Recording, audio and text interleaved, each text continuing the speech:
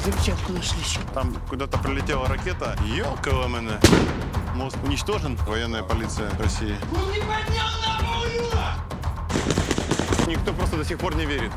Он шмурики валяются. Эй, Зяшка стоит. Он целится в кого-то. Целенаправленный обстрел нашей машины. Начался ближний бой. Газуй, газуй, газуй. Не ломайся. Вот это мы, короче, попали интересно.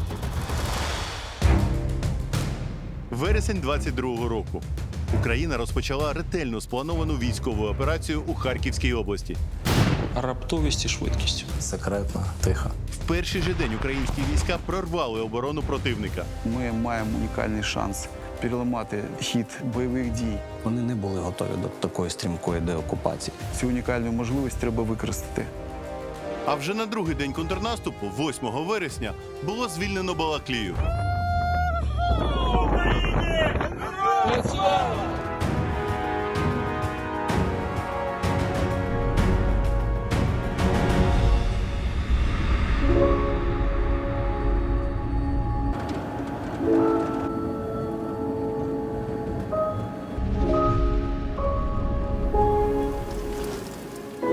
Сентября 2022 года сегодня начинается полноценная зачистка Балаклеи.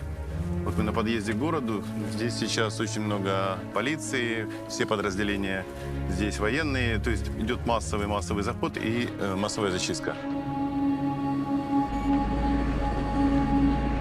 Ну что, друзья, исторический день. Балаклея освобождена от российских оккупантов. Я сделал символическую фотографию с украинским флагом, который мой талисман уже больше 15 лет. Он объехал со мной всю планету, был под Эверестом, был на вершинах разных гор, но сейчас его самая важная миссия в экспедиции по Украине. По Украине! Героям слава! Вот первые шаги по мирной Балаклее. Добрый день. Добрый день. Остатки и обрывки русского мира. В Балаклее.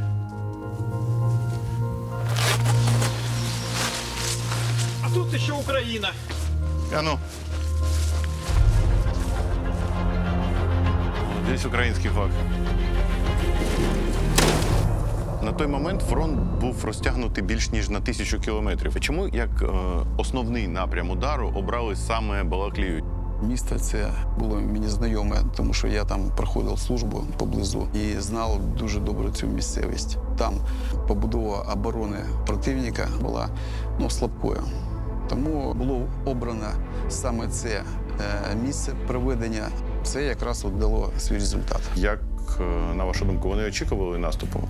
На мою думку, так, але вони були впевнені у своїх силах і у тому, що вони зможуть відбити наш наступ. Але ми зачистили Вербівку, почали просування, місія була виконана.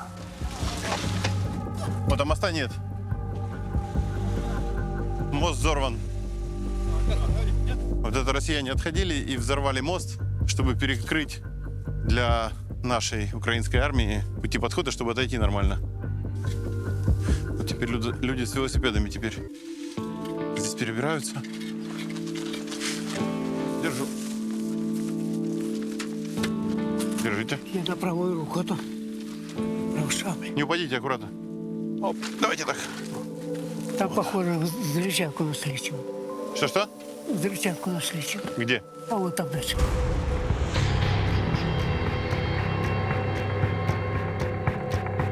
Запечатанные ящики, Раз, два, три, четыре.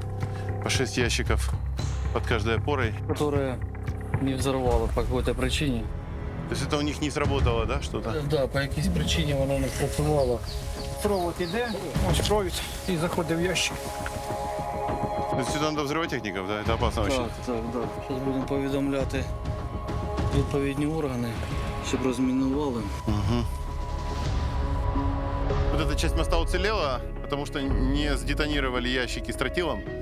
А здесь, к сожалению, мост уничтожен. Это взрывали россияне, чтобы наши украинские силы не смогли их догнать. Но это не помогло. Я бачив на власні очі багато взірваних мостів, дуже багато мін. Як ще вони намагалися затримати просування українських військ? А от так і намагалися. Де були якісь мости, якісь насипи, залізнична колія. Все мінувалось, підривалось, ну якщо у них був час. Они уходили так быстро, убегали, бросая все. Боеприпасы мы не подвозили. Нам логистику обеспечивали подразделения России. Мы заходили, брали их боеприпасы, снаряжали магазины, брали артиллерийские, танковые боеприпасы и шли опять дальше. Складов было очень много. А почему они не уничтожали, отходя? Не успевали. Нашли склад боеприпасов.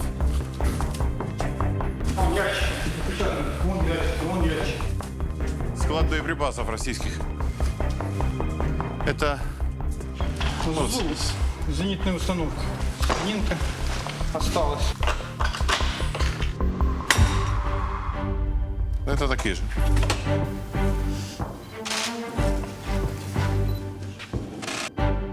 Здесь мины. Вот еще. Запечатано новенькое все. Скорее всего, кто-то, да, было здесь как комплекты. Заряды основные, метательные. Смена мастера, контроль, укладчица на русском языке. Все. Короче говоря, это подтверждает экстренное бегство, да? Да, после начала штурма, в чем были, в том прыгали в машины. Смотрите, целая коллекция бюстгальтеров на российском складе боеприпасов. Те, по-моему, даже он немножечко использовали. Все в русском духе. И вот начинается зачистка, уже пришла информация, что есть полицейский, который перешел на сторону россиян. Сейчас он прячется дома. Сейчас группа будет его забирать, потом работать с ним. Заходим. Сюда!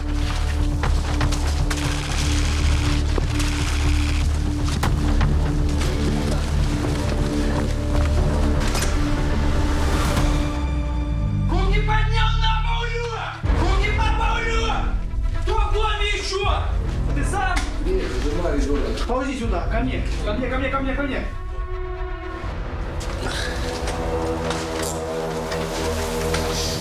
Бывший сотрудник милиции? Да. Сколько ты працював на русских? Месяц. Что тебя подтолкнуло на них работать? Меня заставили. Переживал за свою семью. Сейчас оденетесь, поедете с нами. Хто такий взагалі колаборант? І де та межа між колаборантом та не колаборантом? Є чітке формулювання, що таке колаборант. Колаборант – це особа, яка свідомо, добровільно пішла на співпрацю з ворогом. Або приймає участь в окупаційній або військовій адміністрації. Хтось каже, у мене не було іншого вибору, хтось каже, я це зробив під дулом автомату, хтось каже, мені потрібно було годувати сім'ю, а хтось каже, ну да, і що, я чекав росіян, з ними мені було по дорозі. Извините, а можно вам задать пару вопросов? К вам пришли, потому что вы работали с россиянами, да? Да. Почему вы стали работать с россиянами? Підійшли до мене солдати. І то значить так. Либо ти будеш під нашим присмотром, будеш на нас робити. Либо, либо хана, либо може десь на передовому кинуть, може окопи копати. Якщо погрози є фізичного знищення, шантаж, Тоді людина може бути звільнена від кримінальної відповідальності, якщо будуть об'єктивні докази того, що він робив це саме під таким от примусом. Під стволом автомата, під загрозою знищення сімей, дітей. Нема питань. Всю ночь долбила авиация. их авиация, да? Их авиация 6 заходов. А вы сами что, не боитесь Кого? прилетов? Сейчас вообще в центре здесь вообще небезопасно. Потуги уже такие, им лишь бы навредить. То есть, типа, может прилететь когда угодно, куда угодно, И да? они ж туда целятся. Типа мстить просто, да? Потапычу на связь. Пойдемте посмотрим, что, как. Вот, кстати, какие-то приходы продолжаются. Видно, что обстреливают еще окрестности города. Вон виден дым. Повывало стекла. Здравствуйте. Как зовут? Саша. Вас? Богдан. Богдан, Саша. Вы здесь провели все время оккупации? Все. Да. Что расскажете? Да, ну приятного мало. Да, ну все, одним фокусом, все одним днем. Все одной большой какой. Вот с 24 февраля и вот, грубо говоря, по этот момент. Слава Богу, пережили. Я вам скажу, слава богу. Это был кошмар, короче. Одним словом, был настоящий кошмар. Ну, вот много наших жителей здесь, очень много. Либо попадало ж, благодаря им, очень много попадало. Ну, короче, оставили они самое негативное. На деокупованих територіях Харківщини що вас вразило найбільше? Люди. Наші люди, українські, ті, хто залишились, ті, хто пережив окупацію, діти. Я, мабуть, людина вже військова, от прям розумом, і я не дуже розумію, як пережити окупацію. От як цивільному пережити окупацію, я не розумію. Це прям, мабуть, страшніше, ніж смерть. Коли ми зайшли в Балаклею, я зрозумів, що таке окупація, що це не просто слово, і це не просто наявність російських солдатів. Це набагато більше. Окупація – це цілий процес, кінцева мета якого приєднання до РФ. Хочете запитати, як відбувається цей процес? Усі райони, які вони заходили, спочатку створювалися військові адміністрації. Це військові комендатури.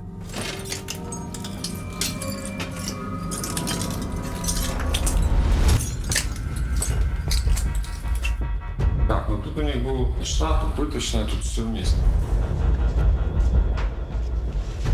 О, тут они спали. Аккуратно, растяжек не может быть. Под бронежилета. О! Военная полиция. Это что, это такая? Это на Рукавник, военная полиция России. О, пожалуйста. Вот опять же бухло.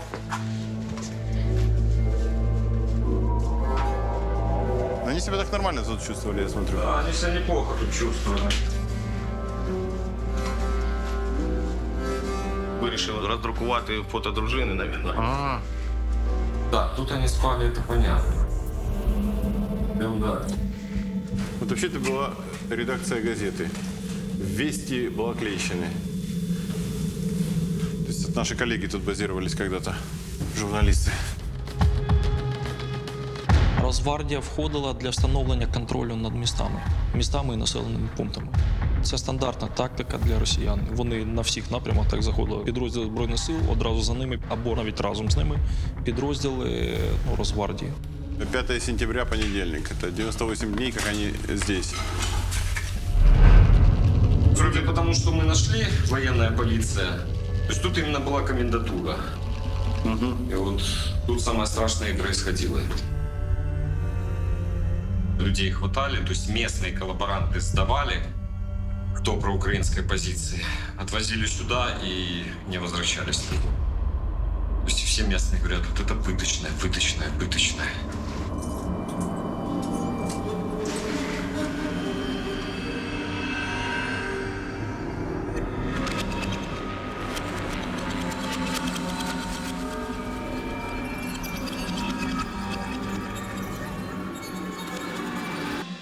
Местные про это здание, у них аж руки трясутся, когда они про него слышат. Які категорії людей, на думку росіян, є найбільшою загрозою? Відповідно, це українські громадські організації різні, які існували, освітяни, які тривалий час вже працювали з українською мовою, з українською історією. Це військовослужбовці, це колишні учасники АТО, це колишні правоохоронці, хто не встиг виїхати. І все це відразу перші, хто опинялися на підвалах. Оцей вираз «на підвал». Ми його почули вперше в 2014 році, так активно. Чому на підвал? Бо переважній більшості використовують саме підвальні, напівпідвальні приміщення для таких цілей. Там ізольовані вони без світла, без каналізації, без нічого. Вот здесь непосредственно находились сами камеры.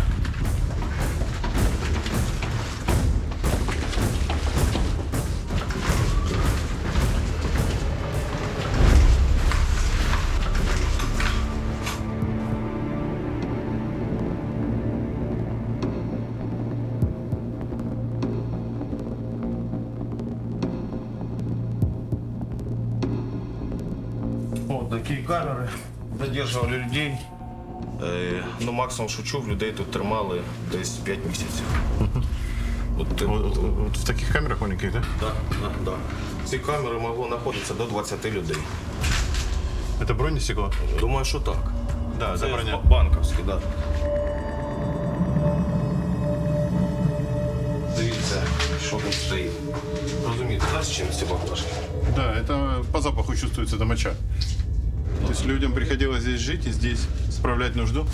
Это бронестекло. Перегорожено все ящиками со снарядов.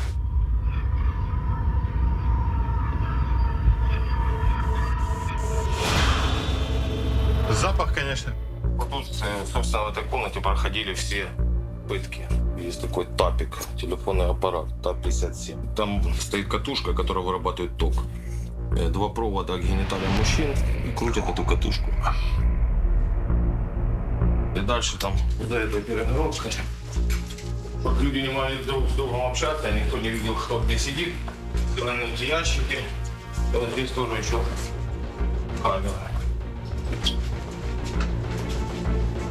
А можно? Так. О, нет, это открывать тяжело. Там просто реально, открытый туалет. А где они взяли эти камеры? Это они привезли с собой? Ну, давайте по маркуванию подивимся. А ну. Чего-то нет, чего-то UA. Это наше стекло? Ну, возможно, они взяли в банк, а в банке что-то поразбивали, поразграбляли. Ведро такое же самое, как и там, да? Ужас, да. Ведро полное фекалий и мочи. Да. И вот так вот люди жили, да? Яка мета? Вони бояться українців, вони бояться українського супротиву. Путін його боїться, давайте відверто. Сталін його боявся. І ламати цей супротив вони вирішили жорстокістю.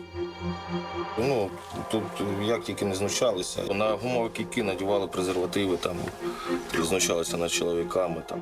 Вуха різали, зуби вибивали. І чим більше людина, як вам сказати, не слав'янської зовнішності, тим більше знущання були такі, кроваві. А хто зазвичай катує українців? Яка служба російська? ФСБ, військові звичайні. Невже цьому росіян спеціально навчають? Так. Вони це все проходили, вони це проходили в Чечні, вони це проходили в Сирії. Вони все це знають, що ефективно, що працює, як потрібно людей ламати. На жаль, вони це вміють. Розказували хлопці, які тут сиділи, що у ФСБшників таке було одно з найулюбленіших – це напильником пиляти зуби. Тобто, голки під ногті. Тобто, дуже багато всяких катувань. Таких, що, мені люди, коли це розповідали, я не знаю, як люди від селя виходили. Психологічно це... Можуть же просто вбити одразу. Чому катують? Ламають. Вбити простіше за все. Вбили, далі. А коли людина вийшла поломана фізично і морально, і коли під таким тиском вона змінює свої думки, починає підтримувати російський наратив, тобто це враження досить суттєве для оточуючих. Всі знали його патріота, всі знали його як стійкого, а тут так знущали з людини, що навіть його зламали. І я вам скажу, це дієво, на жаль, дієво. І це показували всім, дивіться, що з вами буде. То не дай Бог там буде підтримувати Україну, або не дай Бог там десь хтось заговорить українською мовою, або не дай Бог хтось скаже, що зараз наші прийдуть і вам буде тут все. Це одразу підвал, це одразу тортури, і це знають усі. А є люди, які з цього місця, на жаль, не повернулися. У мене товариш тут, його запитали до смерті, Максим Шелихань, місцевий юрист, адвокат. Разом полювали, займався риболовлею. Він з людей, які мали проукраїнську позицію, дійсно, проукраїнську, і щось робили для звільнення міста. Затримали його матір, його рідного брата. Брата катували, мати 3 доби тут протримали. А друга закатували до смерті. За що? Сусідка сказала, що він допомагає українській армії. Тут його знайшли вже мертвим. І його брат сидів в камері за цією стіною, і йому сказали, що забирай і йди ховай. Він його брав на себе і тягнув на кладовище ховати. Дуже багато ми бачили на деокупованих територіях газет, журналів російських там. Якщо почитати ці газети, то там просто на голову не налазить, що там пишуть. «Комсомольская правда». И вот самое интересное, на обложке на первой странице «Украина обещает контрнаступление. 3 сценария развития». Ух ты, вторник, 9 августа. Это месяц назад. Они что-то писали. Вот интересно, что писали? Наступать на Херсон все равно, что наступать на грабли. Пишут они. Возьмем Херсон? 100% возьмем. И потом Крым.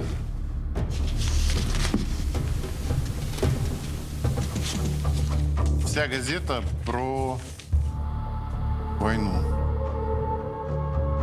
То есть пропаганда работает вовсю. Масово цю пресу завозили, її було дуже багато. Я мушу це констатувати. На жаль, вони в цьому організовано рухались. Як переналаштувати місцеве населення максимально на свою сторону? Інтернет наш відвімкнений, телебачення працює виключно російське, газети виключно російські. Народ, звичайно, входить в такий, інформаційний вакуум з нашого боку. Вони не мають достовірної інформації, бо альтернативи якоїсь інформаційної іншої просто фізично не було. Скажіть, скільки потрібно часу, щоб людина переформувала своє бачення і мислення? З власного досвіду скажу, достатньо 2 тижнів. 2 тижні людина буде все, що розповідають, приймати як за достовірну інформацію. Підміна реальності. І починається вона зазвичай усюди, це вже статистика, зі зміни історії. Вони починають штучно видумувати нову історію для регіонів, розповідаючи, що їх історія не існує, вона неправильна, що все це історичні російські землі, що нема там таких народів. І взагалі з Росією краще жити, бо Росія велика, потужна, світова держава, а всі інші держави та це якась там нісенітниці. Це не так. Це ми, Київська Русь. Звідси все пішло. Це наші пращури і Москву палили в свій час. Київська Русь в ті часи, Константинополь заходила. Треба повернути собі свою історію. А вона досить таки славетна. То це одна з тактик Росії – змінення історії. Штучне змінення історії. Можна почути інколи, що кажуть, дуже вчасний був харківський контрнаступ, бо вони ж нібито збирались провести референдум, і якби вони встигли, то вони по своєму законодавству приєднали Харківську область до Росії. Варто цього боятися було? Що стосується, можливо, проведення референдуму приєднання Харківської області, окупованої частини Харківської області до Російської Федерації, на що це впливає? Херсон вони приєднали, ми його звільнили. Так само і буде і з Луганськом, і з Донецьком, і з Кримом, і з Херсонською областю, Запорізькою областю, які, на жаль, тимчасово окуповані. Ви казали колись, що у нас є джерела близькі до Путіна. А як тоді реагувало керівництво Росії на те, що відбувалось на Харківщині? І на ті темпи, якими все це відбувалося? Вони не були до цього готові. Абсолютно. І, в принципі, якщо ви згадаєте навіть медійну активність, навіть відверті такі, там пропагандисти, як Сімонян, я полюбляю дуже приводити її в приклади, Соловйов і так далі. Навіть вони тоді замовкли і так потрошки казали, так що ж це відбувається, це що ж ми втрачаємо, це нас вибиває. Вони були розгублені. Питання в суспільстві з'явилося, а як це може бути, що Росію вибили? Такої, скажімо так, ментальної поразки, як в Харківщині, у них не було ніде. Я думаю, що харківський контрнаступ назавжди залишиться в історії. І я вам гарантую, що в російській історії ця сторінка навіть не згадається. От це точно можу вам гарантувати. Там куда-то прилетела ракета, не разорвалась, и люди очень переживают. Поедем с полицейскими, посмотрим, что за ракета и как в таких случаях действует. Где? Вот, по прямой, вот, сюда, в квартире. В обычном доме двухэтажном? Да. Ёкало мене. Устрашает вид. Устрашающий вид, так. Это жесть, тут такое в квартиру прилетело. Ну вот она прошибла потолок и вошла в пол.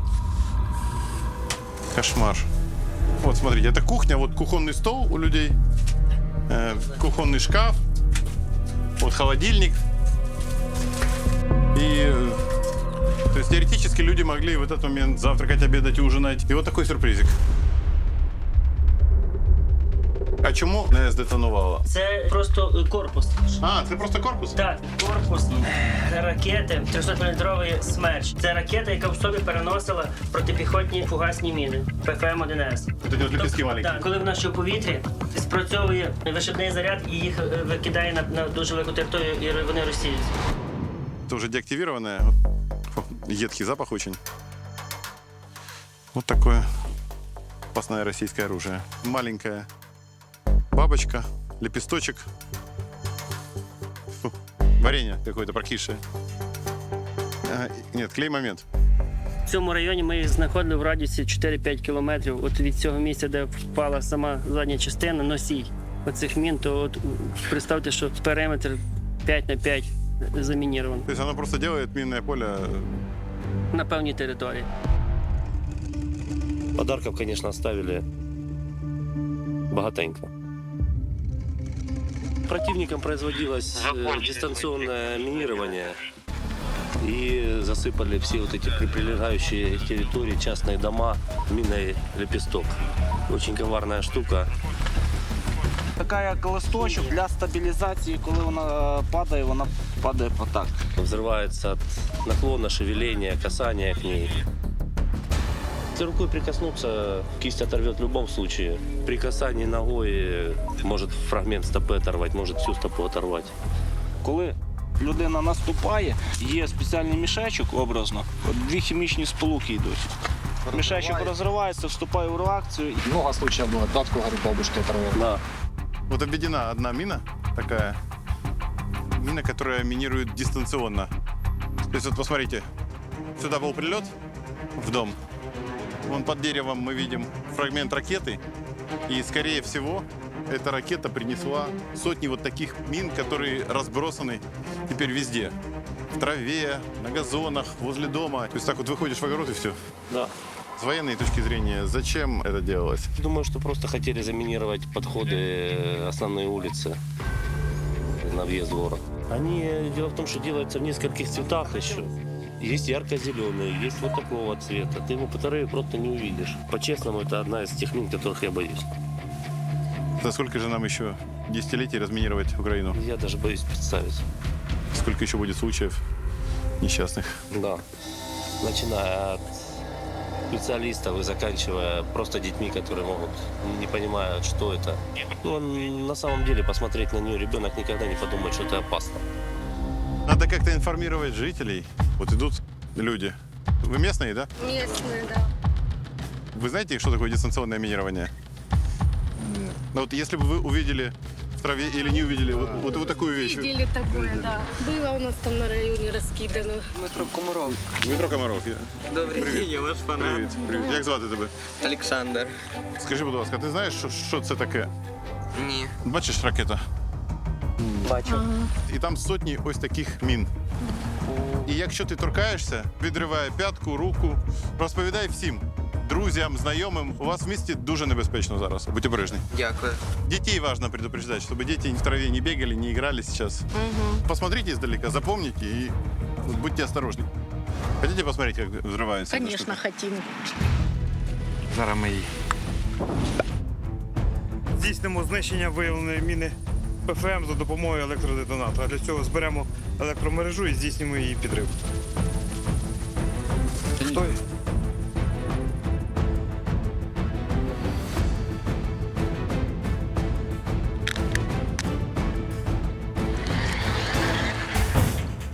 Так, увага! Увага! Увага! Вогонь! Так. Вот можно даже посмотреть. Вот, видно, следы беленькие. Как вообще у вас настроение? Полгода в оккупации. Что самое страшное? Ну, самое страшное было о том, что когда знаешь, что у тебя муж военный, а они об этом не знают, а много, которые об этом знают и которые могли об этом... Недоброжелателей. Да, много таких людей. Вот это вот было самое страшное, что могут тебя забрать в подвал, там, где они держали людей.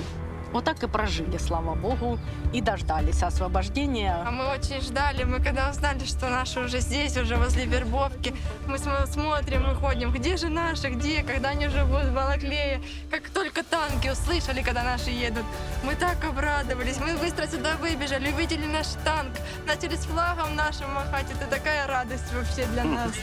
Да. Первый мирный полноценный день после полугодовой российской оккупации. Мы видим украинский танк, памятник Тарасу Григорьевичу Шевченко с украинским флагом. И тот самый флаг на здании, я так понимаю, город администрации, который вчера торжественно установили наши бойцы. Підняття українського флага!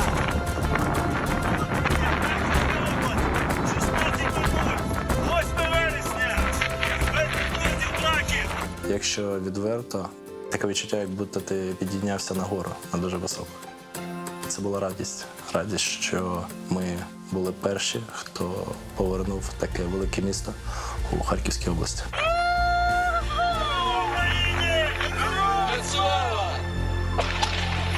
Коли вже ви точно знали, Балаклея звільнена.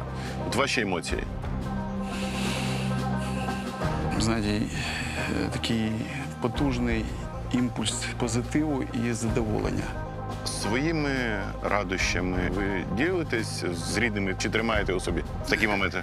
У нас супутні війська – це велика родина.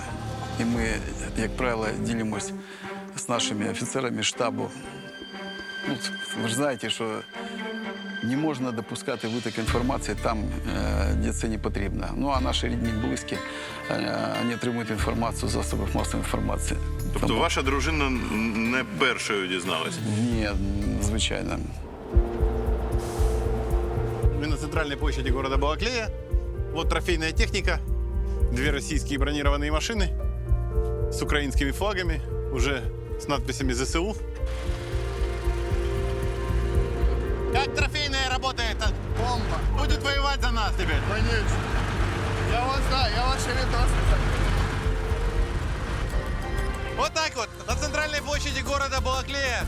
Трофейная техника, которая работает и теперь будет сражаться за Украину. Деоккупация Харьковской области продолжается. ЗСУ, Нацгвардия, полиция и все силовые структуры не стоят на месте, поэтому впереди еще очень много работы. Слава Украине! Поехали дальше. Поки ми там знімаємо людей в місті, тут вже кажуть, що треба їхати в Куп'янськ. І в це просто не вірилось. Ми виїхали із Балаклеї, і зараз по той самой трассе, по которой отступали россияне, будем двигаться в сторону Куп'янска.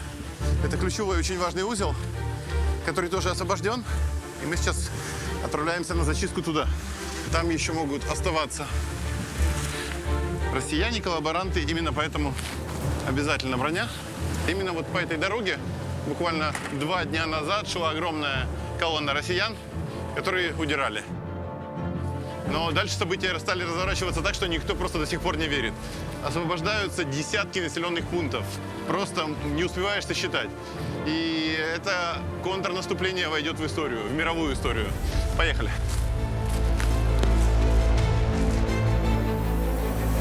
Як можливо тримати такий темп?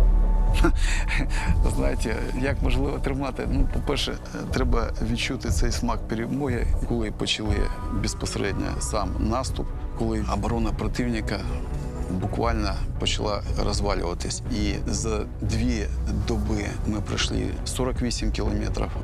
Ми коли побачили, що ворог не такий сильний, і його можна бити і доволі ефективно, то оцей от настрій, можливо, захоплення навіть, от воно якраз дало такий поштовх. Уже когда они понимали, что они находятся в окружении, когда их обошли, у них в тылу подразделения украинской армии, у них просто в их рядах начиналась паника, они начинали все бросать и бежать в разные стороны. Коли вони бачать, коли вмирають їхні, це перевертає, да, розум в них.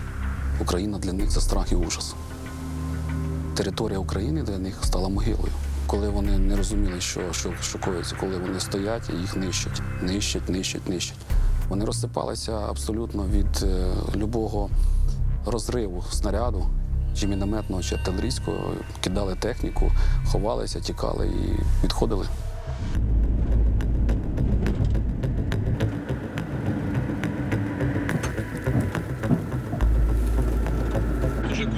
Получається, наполовину свободен.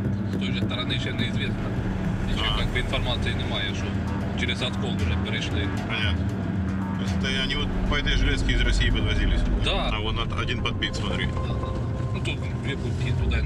Що-то ж планували. Значить, одну сторону тільки підбили. А тут окапали. Тут видно, що збиралися обороняти город. Що-то не вийшло.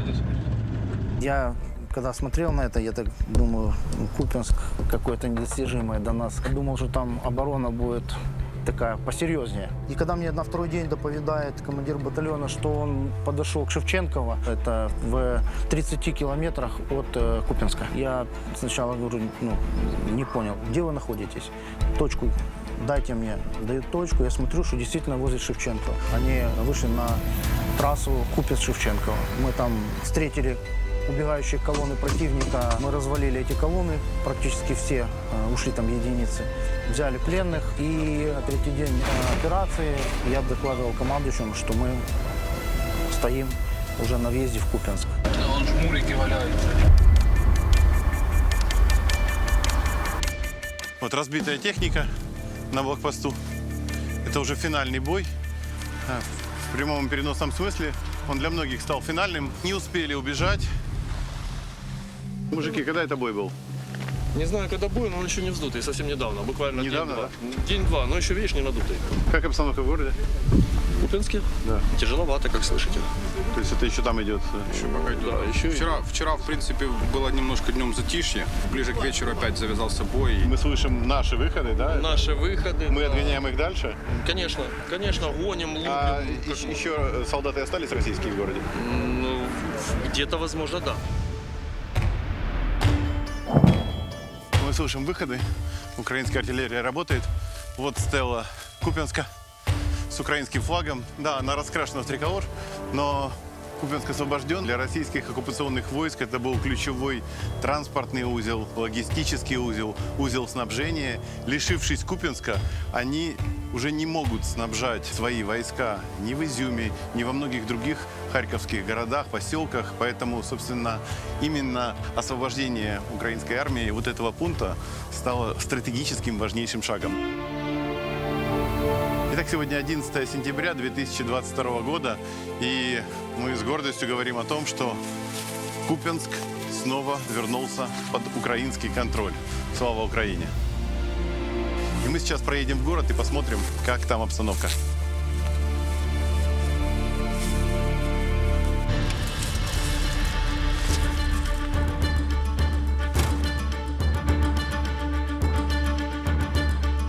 Вот так выглядит город после недавнего отхода россиян. Вот стоят машины, перекрашенные в зетки. Большой город очень. Как бы вы назвали Купянск сегодня, учитывая оперативную обстановку там и ситуацию? Продолжаются обстрелы, враг пытается наступать? Купянск — это маленький Харьков. Для оккупационной власти и для россиян это была столица Харьковской губернии, ихней, как они говорили. Потому что когда мы зашли, все документы свидетели про то, что они его собирались сделать областным центром. На данный час противник находится на расстоянии там 7, 8, 10 километров.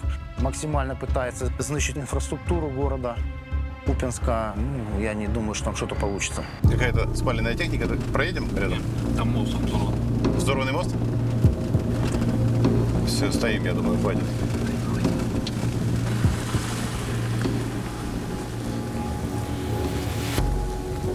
Да. Уничтожили мост.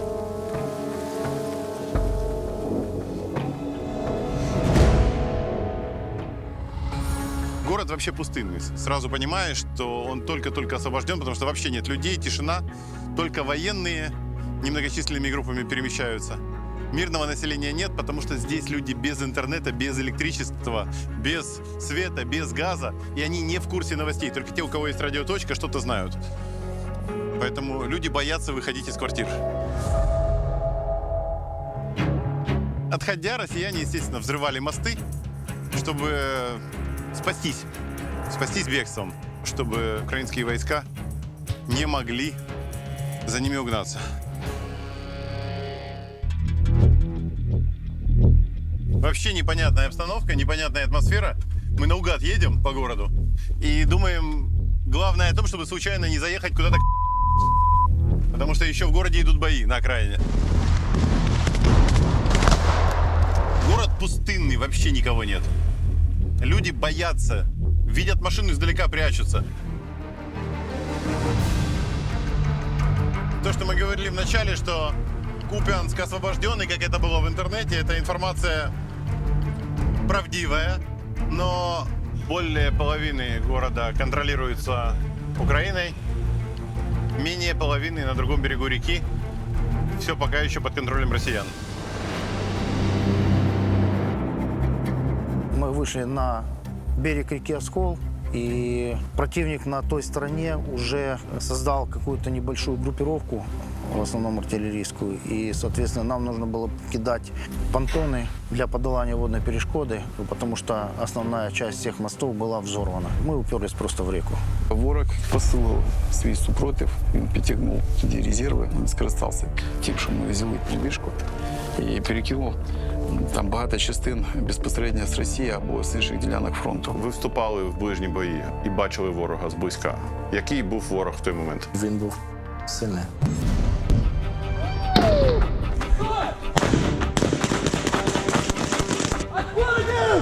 Ворог сильний, і в них досить потужний ресурс. Більш того, вони знаходять майже безперешкодно для себе штурмові підрозділи, які йдуть вперед і штурмують наші позиції, укріпрайони, навіть цілі. Насправді недооцінювати ворога ніколи не можна. Ну, це, мені здається, навіть показує нашу силу, якщо ми б'ємось не з чмобіками, а з сильним ворогом. Так. Сам же ж Валерій Залужний сказав, що дивіться, який сильний противник російська армія. У них начальник генерального штабу, хто Герасимов. Говорить, я в нього вчуся, я читаю ці книжки, щоб знати ворога повністю, щоб його переграти і щоб здобути перемогу. Тому... Це ви цитуєте наше інтерв'ю з ним? Ну, я дивився, і тому ви ж розумієте, що от вам відповідь від головнокомандувача Збройних сил України, генерала Залужного, що він вчився у противника, як його обіграти і як перемогти. І наші ж точно так же командувачі, вони абсолютно не сиділи, вони абсолютно теж вивчали і дивилися, і вивчали противника. Не вийде так зайти нахрапом і придавити. Ні, так не буде. Треба вміти обійти, обіграти, і тільки так здобудеш перемогу. Вот идет целая колонна бронетехники украинской, очень большая колонна. Наши стягивают силы, стягивают технику. Вот идут танки. Нужно отбивать противника с того берега. Смотрите, сколько идет техники.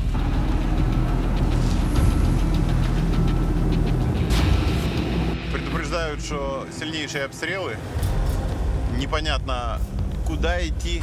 Что у нас вообще нет навигации никакой. Мы не понимаем, где что. Можно нечаянно не туда заехать. Заехать туда, где уже не мы. Да, для нас не ждут. Вот центр. А вот военные. Я спрошу пацанов. А где русские? Далеко? На той стороне. Сколько до них? Километр, да? Вот это мы, короче, попали интересно. Мы в километре от россиян, они на другом берегу реки, идут бои за город. Ну, они прицельно или рандомно накрывают? Рандомно. Туда попало. Вот уже тот берег реки. Ой-ой-ой. Вот, а техника стоит. Эй, зэшка стоит. Ребята. Короче, тут, мягко говоря, небезопасно находиться. Короче, нам машут назад. Назад нам машут. Вот. За техника, мост, покрашенный в триколор. То есть за этим мостом россияне. А вот тот чувак, может, его спросим? Что? Может ехать. Он целится в кого-то. Вон кого-то уличный бой там идет. Че, уходим, да? Все, уезжать сказали срочно. Вот наш второй автобус нас говорит, уходить начался ближний бой. То есть, походу, мы подъехали прямо... Туда, куда не надо. Мы заехали, наверное, там, где просматривается, и эти начали, да? Конечно. Не ломайся.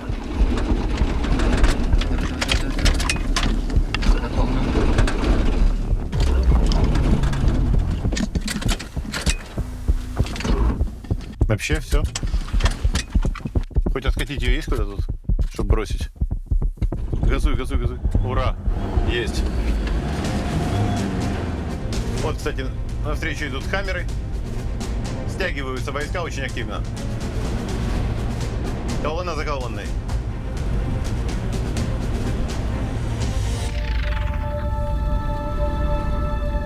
Автоматная очередь была с российской стороны, с того моста. Хорошо так по нам ложили вообще.